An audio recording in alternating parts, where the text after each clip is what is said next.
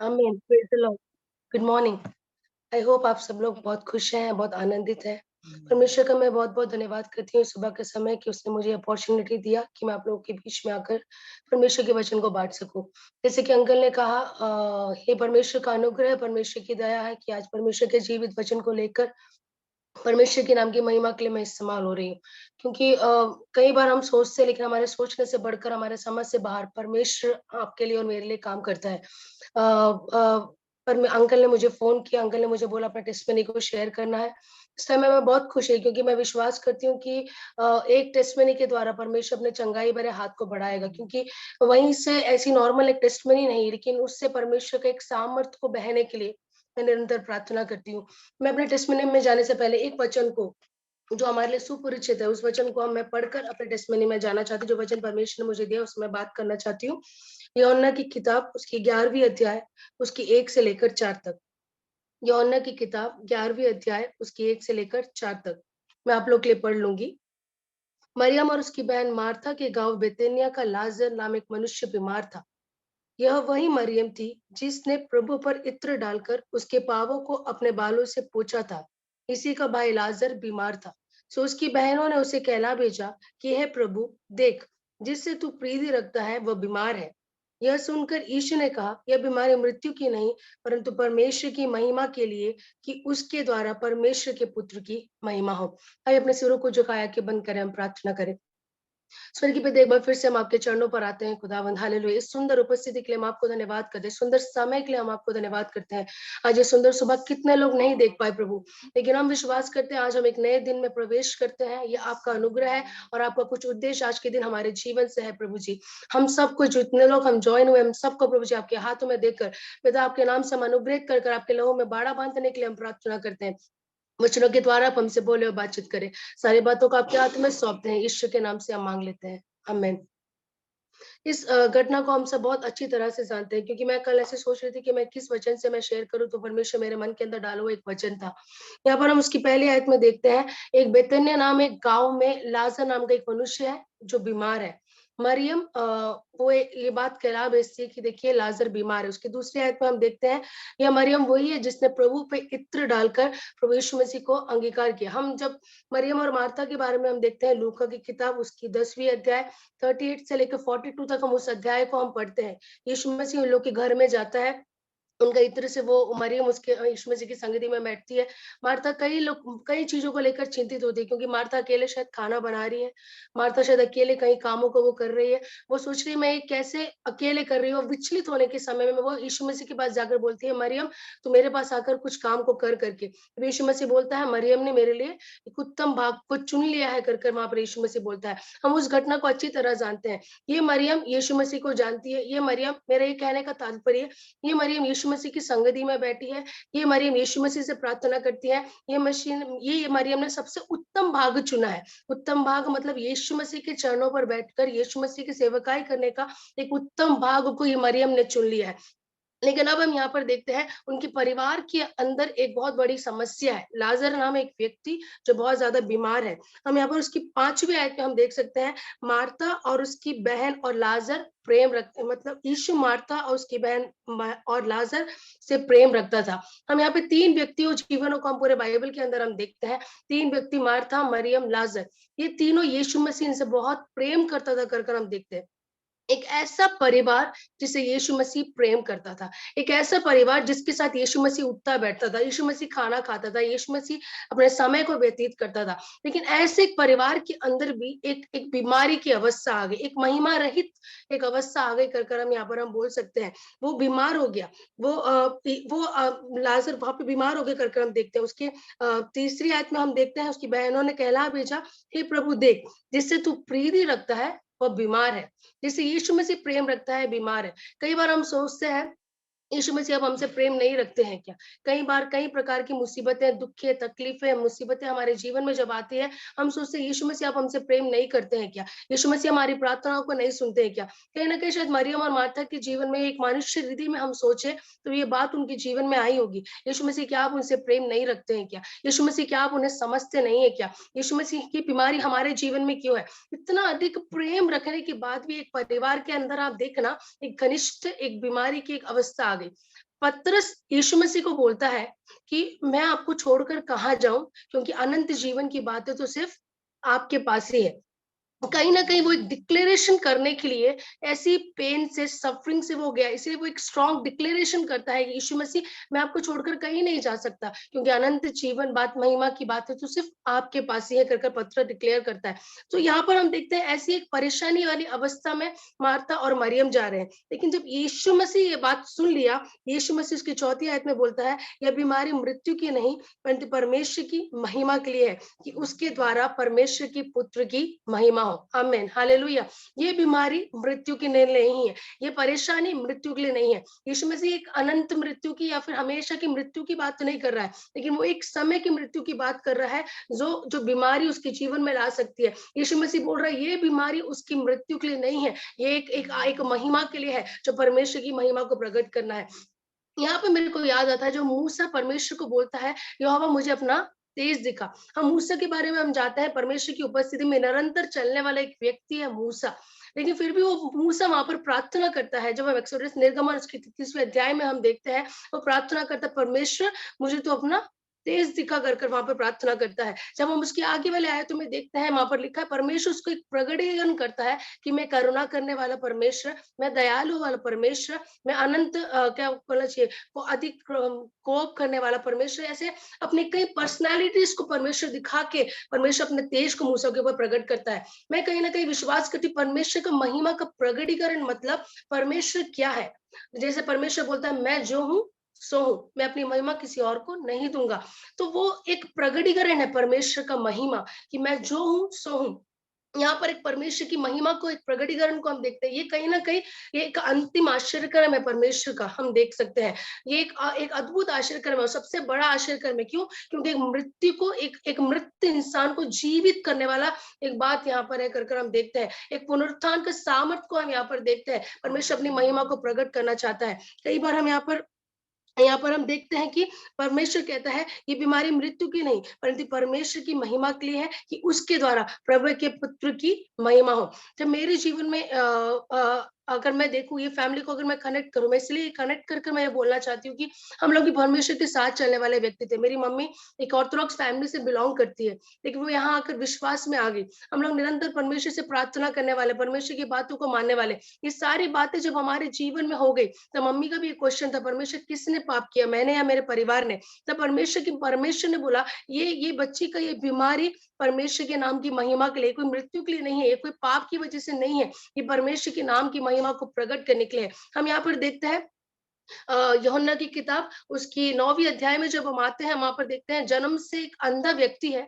उस अंधे व्यक्ति को परमेश्वर क्या करता है? चंगाई करता है।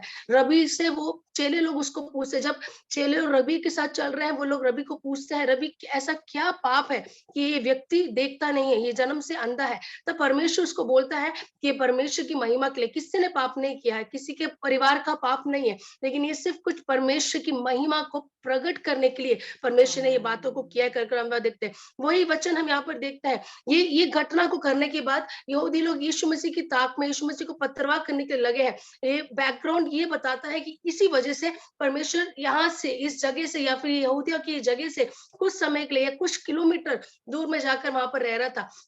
वहां जाकर यीशु मसीह वहां पर रह रहा है। जब अब यीशु मसीह को पता चला कि लाजर बीमार है, तब यीशु मसीह बोलता है ये परमेश्वर की महिमा के लिए। लेकिन और भी अतिशय करने वाली बात यह है, ये बीमारी के समय में भी, परेशानी के समय में भी यीशु मसीह इतना उनसे प्यार करता है। हमारे हमारे पास के सोच, हमारे पास के हमारे साथी भी अगर बीमार है, तो हम उनसे जाके मिलने की कोशिश करते हैं। लेकिन हम वचन में पढ़ते हैं, यीशु मसीह 2 दिन और वहां पर क्या हो गया? ठहर गया। 2 दिन के जाने के बाद लाजर की मृत्यु हो गई, उसको कब्र में रखा गया।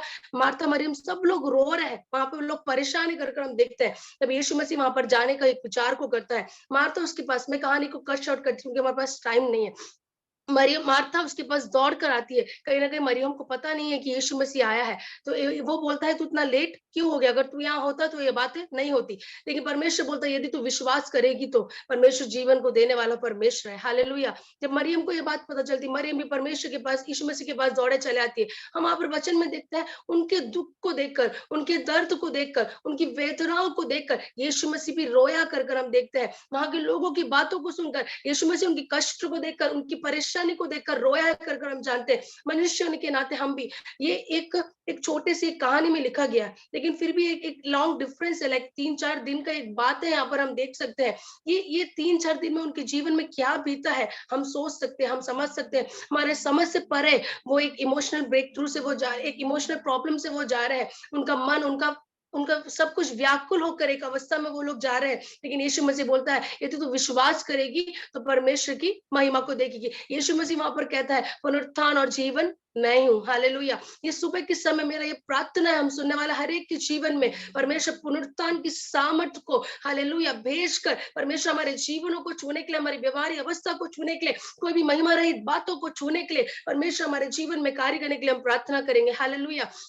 हम देखते हैं जहां परमेश्वर की महिमा नहीं है मेरे प्रियो, वहां मृत्यु की अवस्था है, वहां बीमारी की अवस्था है, वहां दुख और तकलीफ की अवस्था है। लेकिन जहां परमेश्वर की महिमा है वहां परमेश्वर जय की ध्वनि को सुनाता है। हम गानों में गाते हैं, जिस देश में लाजर जी उठा वहां पर यीशु मसीह का जय का ध्वनि सुनाई दिया। हालेलुया।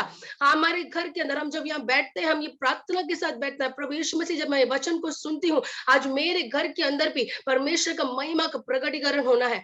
ये एक बीमारी के बारे में है, कोई भी बातें आपके जीवन में मैं नहीं जानती, लेकिन परमेश्वर जानता है। परमेश्वर की महिमा हमारे हर एक बातों के अंदर प्रकट होना है, क्योंकि परमेश्वर की महिमा मतलब प्रभु यीशु मसीह की जय की ध्वनि। हम पहला कुरिन्थियों 15 उसका 57 में पढ़ते हैं, परंतु परमेश्वर का धन्यवाद हो जो प्रभु यीशु मसीह के द्वारा हमें जय के उत्सव में ले चलता है, हमें जयवंत करता है। वो जयवंत से बढ़कर है। प्रभु यीशु मसीह में आप और मैं जयवंत है मेरे प्रिय लोगों।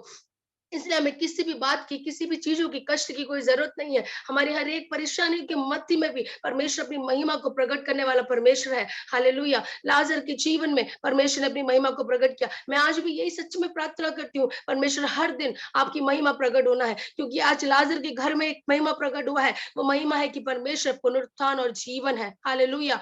उसके पुनरुत्थान की सामर्थ परमेश्वर हमारे जीवन में भरता है। वो अंधे के जीवन में हम देखते हैं, परमेश्वर अंधों को आंखें देने वाला परमेश्वर है। ये परमेश्वर का महिमा का प्रकटीकरण है। ऐसे एक एक दिन परमेश्वर अपने महिमा का प्रकटीकरण से हमारे जीवन को भरना है। मेरे जीवन भी कुछ ऐसे ही था। मैं कुछ समय अपने गवाही को देखकर मैं यहाँ पे समाप्त करना चाहती हूँ।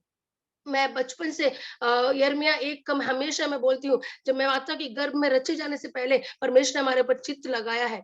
हालेलुया। मैं यहाँ पर देखती हूँ कि वहाँ पर लिखा है कि इंग्लिश में और लिखा है कि परमेश्वर ने तुम्हें देखा है, तुम पर दृष्टि की है कर हम देखते हैं। परमेश्वर का दृष्टि सचमुच मेरे ऊपर था। मैंने जैसे कहा, मेरी मम्मी एक ऑर्थोडॉक्स फैमिली से बिलॉन्ग करती है। पापा लोग भी विश्वासी एक परिवार से नहीं थे। मम्मी यहाँ पर आगे शादी करके आई, मुझे नहीं पता मम्मी यहाँ शादी करके आई, उसके बाद एक बिलीवर चर्च में जाने लगी, मम्मी विश्वास में आ गई। तो कहने का मतलब ये कि बचपन से लेकर हम एक बिलीवर्स चर्च में गए हैं, हम विश्वासी हैं।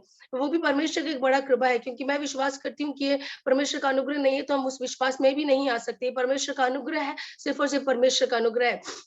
हम लोग विश्वासी है। बचपन से लेकर कई तरह का दुख और मुसीबत मेरे जीवन में होकर गया। मैं इसलिए परमेश्वर की महिमा का दृढ़ता से कह सकती हूँ। जैसे पीतर कहता है, वैसे मैं दृढ़ता के साथ कह सकती हूँ, परमेश्वर हम आपको छोड़कर कहीं नहीं जा सकते, क्योंकि अनंत जीवन की बातें सिर्फ आपके पास है। ये सिर्फ ये दुख और तकलीफ के द्वारा ही होता है, क्योंकि हम उसी समय हम परमेश्वर को जान सकते हैं। अगर ये दुख तकलीफ हमारे जीवन में नहीं होता तो परमेश्वर को प्यार करना हमारे लिए इम्पॉसिबल है, क्योंकि हम प्यार नहीं कर सकते। संसार का प्यार का वेट इतना ज्यादा है कि हम परमेश्वर के प्यार के वेट को कई बार हम भूल जाते हैं। लेकिन जब परमेश्वर अपना अनुग्रह हमारे ऊपर देता है, हम परमेश्वर के प्यार को कैसे भूल सकते हैं। मेरा हर समय, हर साल, मेरा हर पल परमेश्वर के अनुग्रह में, परमेश्वर की कृपा की दृष्टि में परमेश्वर ने मुझे छुपा के रखा है, परमेश्वर ने मुझे चुना है। मेरा परिवार की कोई विश्वासी नहीं है, कोई हम लोग पास्टर परिवार से नहीं है। परमेश्वर ने कहाँ से मुझे चुन के अलग किया है, कहाँ से मेरे परिवार को चुन के अलग किया, मुझे नहीं पता, लेकिन ये परमेश्वर का कृपा है। मैं बचपन में जब मैं छोटी थी, तब 4 साल या 5 साल से ही मुझे चश्मा था, मेरा हाई पावर था। उस समय मेरे को कुछ भी दिखता नहीं था। जैसे ही मैं बेड से उठती थी, मुझे चश्मे की ज़रूरत होती थी। हाई पावर था। उस समय में बहुत दिक्कत, बहुत सिर दर्द होता था, लेकिन मेरा आँख का दर्द कुछ समय में बहुत ज़्यादा ही बढ़ गया। उस समय जब हमने डॉक्टर्स को दिखाया, डॉक्टर्स ने बोला 15 साल की उम्र में आपको आपका आँखों का ऑपरेशन कराना पड़ेगा। वो ऑपरेशन की भी इतनी गारंटी नहीं है, शायद आपका आँख भी जा सकता है करके बोला। उस समय मैंने बोला कि मम्मी विश्वास में आई। मम्मी बहुत प्रार्थना करने वाली व्यक्ति थी। मम्मी निरंतर रो-रो कर प्रार्थना करती थी कि इसकी चंगाई होनी चाहिए। मेरी ये चंगाई के 1 साल पहले मेरा एग्ज़ाम के टाइम में मेरा आँख में बहुत ज़्यादा दर्द शुरू हो गया, मेरा सिर दर्द शुरू हो गया। चश्मा के बिना मैं चल नहीं सकती, चश्मा के बिना मैं कोई काम नहीं कर सकती। मेरा दर्द एक्सट्रीम हो गया। उस समय हमारे यहाँ पे एक कन्वेंशन था, एक अंकल आए, अंकल ने प्रचार किया, अंकल ऐसे प्रोफेसाई करे मम्मी को कि सिस्टर आपका प्रार्थना प्रभु सुना है, आप कंटिन्यूअसली और भी आप प्रार्थना करें। अगले साल यही समय, यही महीने में आपकी बेटी का चश्मा उतरते हुए मैं देख रहा हूँ, परमेश्वर आपको चंगाई करेगा। फिर से देखना ये 1 साल का एक समय है, लेकिन वो समय सब मम्मी प्रार्थना करती रही, विश्वास के साथ हर एक चीज़ों को करती रही। वो 1 साल के वो समय में मेरा आदत फिर से मेरा बहुत ज़्यादा एक्सट्रीम बढ़ गया। डॉक्टर्स के पास जाने से भी कोई फ़ायदा मुझे वहाँ पर नहीं हुआ। लेकिन वही समय पर अप्रैल का शायद वो महीना था, उस समय में परमेश्वर ने मेरे चश्मा को उतारने का मदद की। कैसे मुझे नहीं पता, एक छोटा-सा एक दवाई लिया है नाम के लिए बस और कुछ नहीं। परमेश्वर ने मेरे वो हाई पावर के चश्मे को उतार दिया, परमेश्वर की महिमा हो। ऐसे कई बातें मेरे जीवन में हुई इसके बीच में, कई वो गवाही को मैं कट शॉर्ट करना चाहती हूँ क्योंकि हमारे पास बिल्कुल भी टाइम नहीं है। जब 7th क्लास में मैं थी, मैं अपनी पढ़ाई को बहुत अच्छी तरह से कर रही थी। उस समय में मेरे को एक अजीब सा स्किन डिसीज़ हो गया। मेरा वो स्किन डिसीज़ ऐसा है कि मैं जब खुजा के मैं बैठती हूँ तो वो उसका पस निकल के वो दूसरे जगह में जाता है। वो दूसरे जगह में जाके वो जगह में भी वो फूल के अजीब सा बास मारने वाला एक पस पूरा शरीर में फैलने वाला पस मुझे बहुत तरह से इरिटेट कर दिया। तो हमने नागपुर के क्योंकि हमारे पास से नागपुर है तो हम नागपुर के बेस्ट-बेस्ट डॉक्टर्स को हमने कंसल्ट किया। हमने अच्छे से अच्छे दवाइयों को देखने की कोशिश किया, लेकिन कोई भी डॉक्टर्स ने मेरे बीमारी का एक इलाज नहीं बता पाए। कई रीति से हमने सब कुछ करने की कोशिश की, कुछ भी नहीं हुआ। वो टाइम पे मेरे को केरला जाना था। चर्च में कन्वेंशन था, मुझे choir में गाना गाना था। वो टाइम पे मुझे यहाँ पे गले में एक अजीब से गिठली हो गया। तो हमने सोचा कि चलो कोई बात नहीं, वो एक गिठली है, लेकिन मैं गा नहीं पा रही क्योंकि कफ से पूरा भरा हुआ है। लेकिन फिर परमेश्वर के लिए गाना है करके जैसे-तैसे बना, मैंने परमेश्वर को वहाँ पे आराधना लीड करके हम लोग केरला के लिए निकले। वो टाइम पे जब हम केरला के लिए निकले, मैं केरला जाने भी नहीं वाली थी क्योंकि इतना ज़्यादा मेरा एक्सट्रीम मेरा कफ, मेरा तबीयत खराब था। लेकिन फिर भी मैं केरला गई, मैंने एक डॉक्टर को दिखाया। वो डॉक्टर देख के ही बोला कि ये पूरा एक कैंसर का एक सिम्पटम है। आप इसको जाके जल्द से जल्द पुष्पेरी में जाकर आप उसको डॉक्टर्स को दिखाना है, नहीं तो ये बीमारी बढ़ने का भी संभावना है, आप उसको जाके दिखाना है करके। उस समय में मैंने जैसे ब बोला कि मम्मी घर पे आई, कई लोगों ने ऐसी बातों को बोल दिया, हम लोग पुष्पेरी गए, पुष्पेरी में जाके मेरा ऑपरेशन का सब बातें हो गया। घर वाले आके सब लोग कई तरह की बातें करने लगे क्योंकि उस समय कैंसर का ऐसा कोई ट्रीटमेंट भी नहीं हुआ करता था। और वो एक ऐसा समय था जब मैंने बहुत लोगों को कैंसर से मरते हुए देखा है। बड़े-बड़े फ़िल्म स्टार्स को भी मैंने कैंसर से मरते हुए देखा है। तो कहीं न कहीं एक्सट्रीम लेवल में एक एक टेंशन है, लेकिन वो टाइम में मुझे ये कुछ पता नहीं है। तब मम्मी ने यही क्वेश्चन पूछा, परमेश्वर किसने पाप किया कि इतना बड़ा बीमारी, क्योंकि उस समय हमारा फाइनेंशियल स्टेटस भी बिल्कुल भी अच्छा नहीं था। जो कुछ भी हमारे पास था वो सब कुछ चले गया। ये कैंसर का ट्रीटमेंट केरला में जाके करना मतलब उसके लिए वो इम्पोर्टेंट वो जो वेंडर दैट मनी हमारे पास नहीं है कि हम उसको एक एक ट्रीटमेंट को हम कर सकें। ऐसे एक एक्सट्रीम अवस्था में हम जा रहे हैं। उस समय में हमारे परिवार वाले बोलते हैं कि कोई बात नहीं, तुम चले जाओ, उसको लेकर चले जाओ, इतना पैसे को खर्च मत करो। वैसे भी ट्रीटमेंट करेंगे तो भी बेचारी कुछ दिन के लिए ही ये ज़िंदा रहेगी, ज़्यादा बच नहीं पाएगी, क्यों पैसे खाना जितने साल वो है, तुम जाओ, उसकी सेवा करो, उसको अच्छे से खाना पिलाओ, खिलाओ। लेकिन माता-पिता होने के नाते वो कभी भी इस बात को एक्सेप्ट नहीं करेंगे। वो लोग नहीं ये बात का, लेकिन मैं यही कहती हूँ कि जैसे मरियम और मार्था के जैसे हमारा विश्वास, क्योंकि मरियम और मार्था बोलते हैं कि प्रभु यीशु मसीह अगर आप यहाँ होते तो ये बीमार नहीं होता, ये मरता नहीं कर कर वहाँ पर मार्था और मरियम अपने विश्वास को प्रकट करते हैं। वैसे ही हमारा विश्वास के साथ हम इस बातों को लेकर हम गए। मेरा ऑपरेशन के टाइम पे भी मेरे को बहुत दिक्कतें थी, मेरे को सांस लेने में सब मेरे को बहुत प्रॉब्लम है। उस समय में जब डॉक्टर्स ने चेकअप किया, बायोप्सी का रिपोर्ट आया, तब हमको पता चला कि लंग्स कैंसर है, 3rd स्टेज है कर हमको पता चला। वो टाइम पे फिर से घर वाले सब आकर लोग यही बोलने लगे कि इसका कोई ट्रीटमेंट करने की ज़रूरत नहीं, क्योंकि इसका बचने का उम्मीद तो है नहीं, आप लोग उसको घर लेके जाओ, आप लोग इसका ट्रीटमेंट मत करो करके। लेकिन फिर भी हमारे पास कुछ भी नहीं है, लेकिन हमारे पास एक ही विश्वास है कि परमेश्वर हमें चंगा करता है। परमेश्वर का कार्य हमारे लिए कार्य करने वाला हाथ कभी भी छोटा नहीं, परमेश्वर का हाथ छोटा नहीं है। परमेश्वर हमारे लिए कार्य करता है कर हम जानते हैं। उस समय मेरा ट्रीटमेंट शुरू हुआ। मेरा कीमोथेरेपी पूरा शुरू हुआ। 3 कीमोथेरेपी के बाद, 6 कीमोथेरेपी के बाद, क्योंकि मैं उस टाइम पे बहुत बिलीफ, मेरे को लगता है कि मैं उस टाइम पे एक, हम छोटे बच्चों को एक बिलीफ होता है ना, बहुत एक हाई लेवल का बिलीफ होता है। हम पूरे अंदर हृदय से हम बिलीव करते हैं, हमारा बिलीफ बहुत स्ट्रॉन्ग होता है। उस समय मैं बहुत बिलीव करने वाली व्यक्ति थी। मैं अकेले-अकेले रूम में बैठकर परमेश्वर से प्रार्थना करने वाली एक व्यक्ति थी। इसलिए मेरा भी विश्वास था कि परमेश्वर मेरे लिए कुछ अद्भुत काम करेगा। ये सारी चीज़ों के बीच में भी मेरे को ये सारी चीज़ें सुनाई दे रही है, लेकिन उस बीच में भी कहीं कहीं अनसर्टेनिटी सुनाई दे रही है कि तू मृत्यु है, तू बचेगी नहीं, तेरा ये है, तेरा वो है, तेरे बाल नहीं रहेंगे, तू गंदी दिखेगी, तेरा कुछ भी एक अच्छा भविष्य नहीं होगा। लेकिन उसके बीच में भी मेरे को ये विश्वास था कि मेरा परमेश्वर मुझे चंगा करने वाला परमेश्वर है। ये जो वचन में लिखा है ना, वो परमेश्वर ने कई लोगों को चंगा चंगा किया है, पुनरुत्थान का सामर्थ मेरे यीशु मसीह है, और पुनरुत्थान की सामर्थ से वो मुझे चंगाई कर सकता है कर कर वो एक विश्वास मेरे जीवन में था। मैं प्रार्थना करती रहती थी। मैं वहाँ पे अकेले एक पेंतीकोस्त चर्च में जाती थी, क्योंकि मेरा कोई भी परिवार के लोग विश्वास में नहीं थे। मम्मी लोग वापस आ गई। मैं अकेली हूँ। मेरे इमोशनल बैकग्राउंड आप समझ रहे हैं, मम्मी-पापा कोई भी वहाँ पे नहीं है। मैं अकेली हूँ। कई तरह का प्रॉब्लम है कि कीमोथेरेपीज़ को लेने के बाद उल्टियाँ, दस्ते, जो बाल के गुच्छे ऐसे गिरते हैं, ये सब मेरे दिल को बहुत तोड़ती थी। किसी को शेयर करने के लिए मेरे पास नहीं थे, क्योंकि मैं शेयर नहीं कर सकती। अगर मैं शेयर करती तो उन लोग को दुःख होता। मैं नहीं चाहती कि किसी को भी ये बात का दुःख हो करके, मैं बिल्कुल भी नहीं चाहती थी। मैं सिर्फ़ परमेश्वर से प्रार्थना करती थी। तीसरे कीमोथेरेपी के बाद मेरा स्कैनिंग होता था। तीसरे कीमोथेरेपी के बाद जब मेरा स्कैनिंग हुआ, मैं विश्वास के साथ, परमेश्वर आपने इतना चमत्कार को किया। मैंने कई टेस्टिमनीज़ को सुना, मैं कहा मैं बच्ची, मैं 7th-8th में पढ़ने वाली थी। आपने कई चमत्कार को किया है। मैं ये मेरा स्कैनिंग होने के बाद मेरे को पूरा विश्वास है कि आप मेरे को पूरी रीति से एक नॉर्मल आप रिपोर्ट आप मुझको देंगी करके मेरे को पूरा विश्वास है। 3rd कीमोथेरेपी में भी मैंने ऐसे ही विश्वास किया, कुछ भी नहीं हुआ। मेरा विश्वास लेकिन फिर भी मैं प्रार्थना करती रही। 6वाँ कीमोथेरेपी के बाद भी कुछ भी नहीं हुआ।